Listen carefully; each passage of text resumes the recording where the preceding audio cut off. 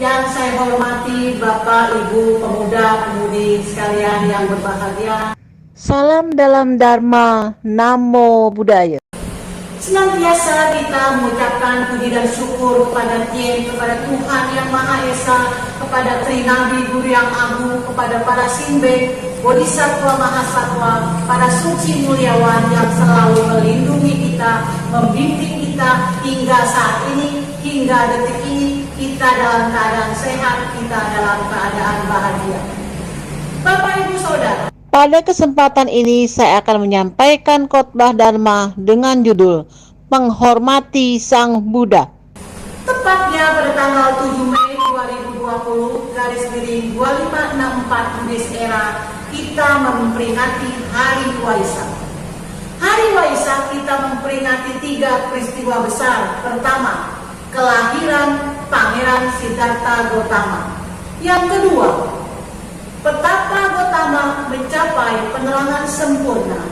Yang ketiga, parinibbana Sang Buddha di India pada usia yang ke-80 tahun.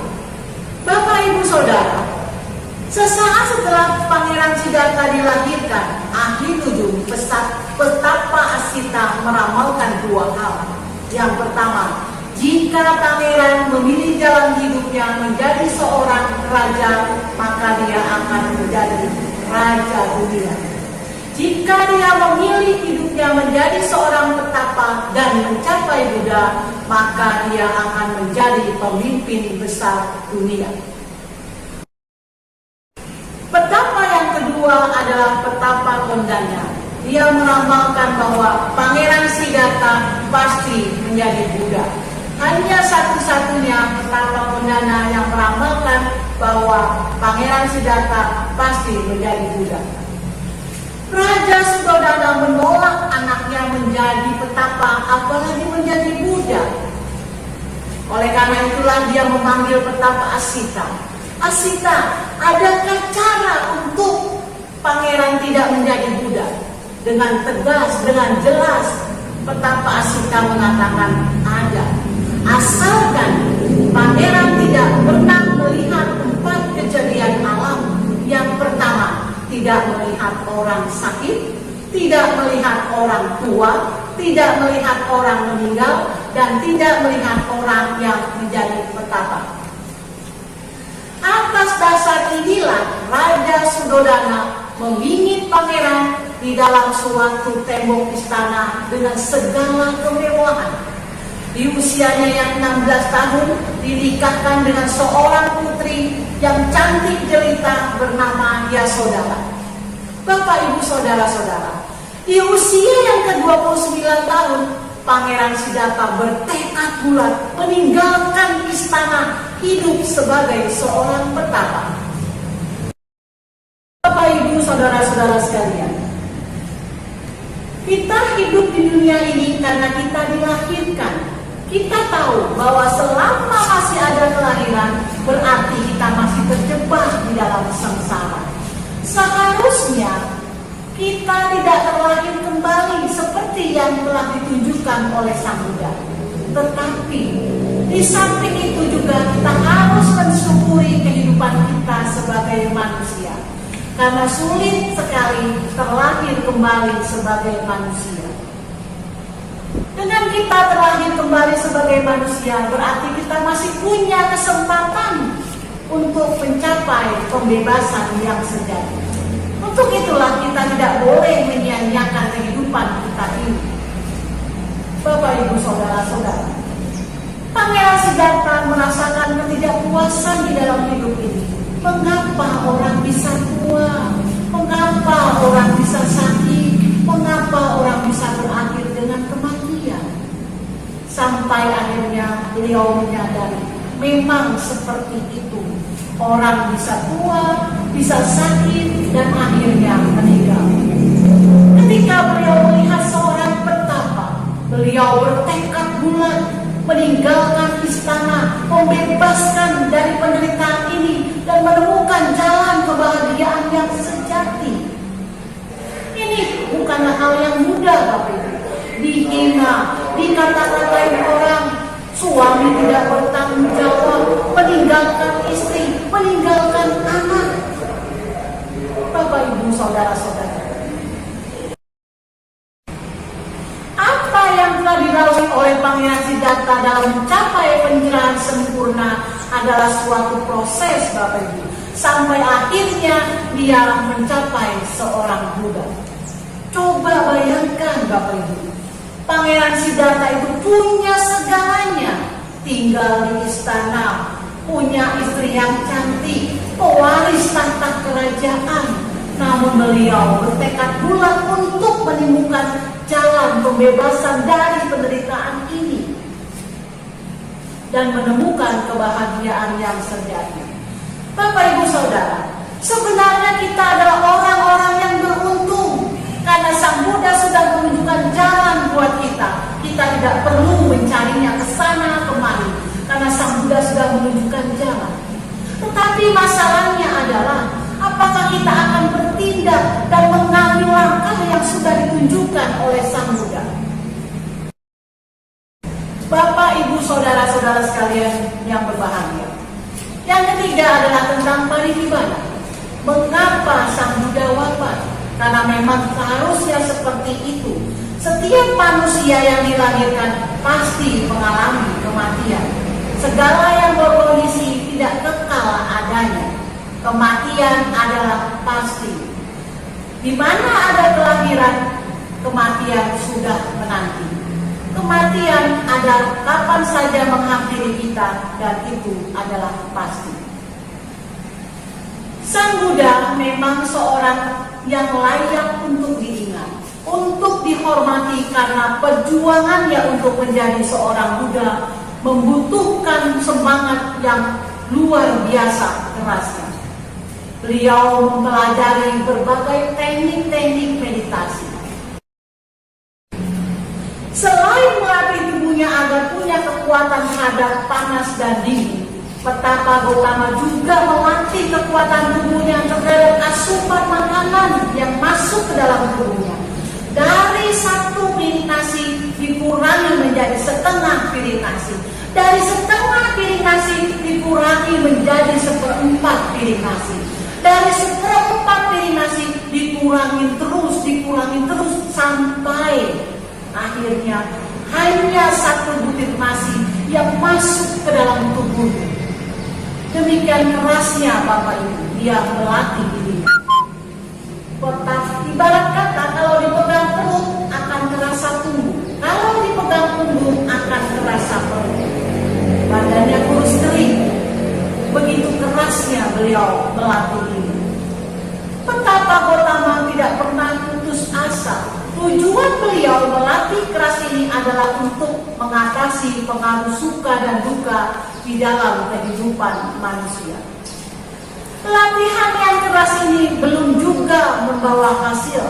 Kegagalan bukanlah mengendurkan semangat Petapa Gautama, tetapi beliau terus berjuang sampai akhirnya dia berhasil mencapai kesempurnaan, menjadi seorang Buddha. Pada saat itulah beliau menyadari bahwa pengaruh suka dan duka dalam kehidupan manusia dipengaruhi oleh pikiran dan keinginan nafsu manusia itu sendiri.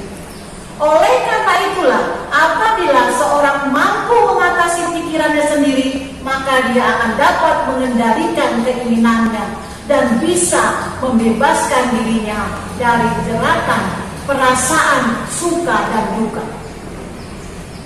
Bapak, Ibu, pemuda-pemudi, saudara-saudara sekalian yang berbahagia, Sang Buddha tidak pernah kenal putus asa, selalu semangat, punya kemauan yang keras dalam menghadapi kesulitan yang ada. Dan inilah yang dapat dijadikan contoh dalam kehidupan kita sehari-hari. Sebagai umat Buddha Tridharma, hendaknya kita sering datang ke wihara, mengikuti kebaktian, memanjatkan doa, memanjatkan parita-parita suci, dan menjalankan Buddha Dharma dalam kehidupan kita sehari-hari. Marilah kita merenung tentang semangat, kemauan keras yang tidak pernah putus asa yang dilakukan oleh Sang Buddha di dalam mencapai kebahagiaan yang sejati. Penyebab timbulnya rasa bosan itu karena orang itu tidak punya semangat. Betapa Gotama mampu menjalani selama 6 tahun karena beliau punya semangat. Betapa Gotama bisa memiliki semangat yang luar biasa dalam mencapai cita-citanya. Maka kita juga sebagai umat Buddha Tridharma hendaknya dapat menirunya. Kita sebagai murid Sang Buddha hendaknya dapat membangkitkan semangat itu agar semangat itu terus berada dalam diri kita. Dan untuk membangkitkan semangat, seseorang itu harus memiliki keyakinan. Betapa Gotama mampu menjalani selama 6 tahun karena dia punya keyakinan bahwa apa yang dikerjakan itu adalah benar. Kita mau sebagai pengusaha, kita mau sebagai pedagang, pelajar, hendaknya kita mengikuti semangat yang dicontohkan oleh Sang Buddha. Dan kita harus punya keyakinan bahwa apa yang kita kerjakan itu adalah benar. Kita harus punya keyakinan terhadap nilai-nilai moral.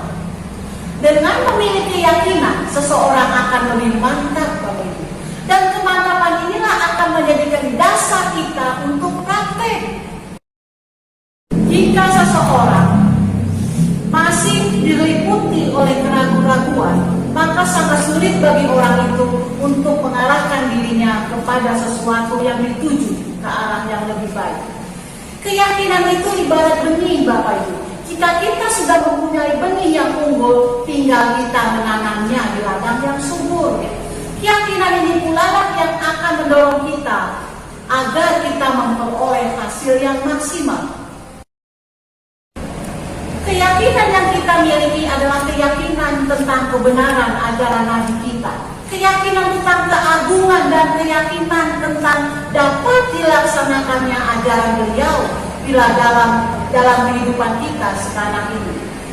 Kepercayaan kita terhadap kitab suci sebagai warisan yang sangat berharga dari beliau.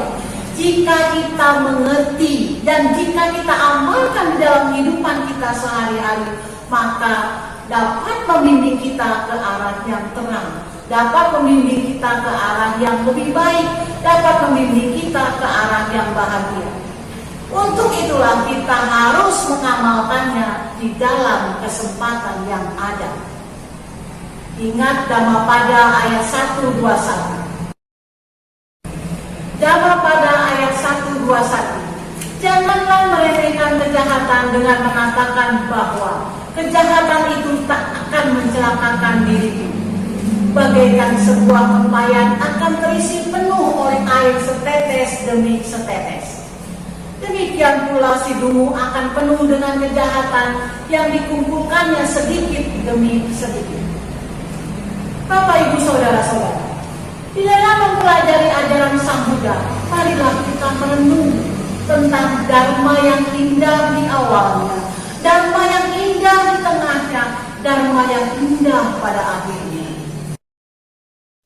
Sehingga kita bersama-sama menjadi orang yang lebih baik.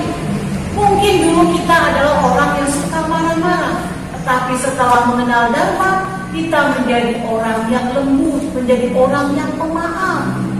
Dulu mungkin kita adalah orang yang tidak sabaran, tetapi setelah mengenal Dharma, kita menjadi orang yang sabar.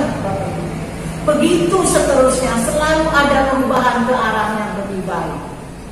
Setelah mengenal dan melaksanakan ajaran Sang Buddha. Dengan perubahan inilah orang akan semakin bertambah keyakinannya pada keluhuran dan kebenaran Dharma. Begitu juga kita sebagai umat Buddha. Setelah kita yakin dengan ajaran Sang Buddha Kita yakin dengan segala apa yang kita pelajari dari buku, dari kaset, dari ceramah dan sebagainya, maka kita akan selalu melaksanakan ajaran Sang Buddha. Contohnya adalah dengan berdana, berbuat baik. Buddha yang baik hendaknya kita juga melatih tentang kemoralan. Bapak, Ibu, Saudara-saudara, marilah kita bersama-sama mempraktekkan cara-cara hidup yang mulia agar kita hidup sesuai dengan Dharma, agar kita hidup bisa berbahagia. Di saat-saat kita memperingati Hari Waisak, kita hendaknya tidak hanya melakukan penghormatan kepada Sang Buddha dengan bunga-bunga, dengan lilin, dengan dupa, dengan suatu upacara ritual yang mewah dan meriah, tetapi hendaknya kita juga dapat melaksanakan dan mencontoh sikap hidup Sang Buddha yang penuh dengan kesederhanaan. Inilah sebenarnya yang dikatakan pati-pati puja, menghormati orang yang patut untuk dihormati. Inilah berkah yang terluhur. Bapak, Ibu, Saudara, marilah kita bersama-sama menghormati Sang Buddha dengan memperbaiki sikap kita dan mengubah perilaku kita masing-masing agar kita menjadi orang yang baik, baik di dalam berpikir, baik di dalam berbicara, baik di dalam bertindak. Selamat Hari Waisak. Semoga semua makhluk hidup berbahagia. Semoga semua makhluk berbahagia. Sadu, sadu, sadu. Namo Buddhaya.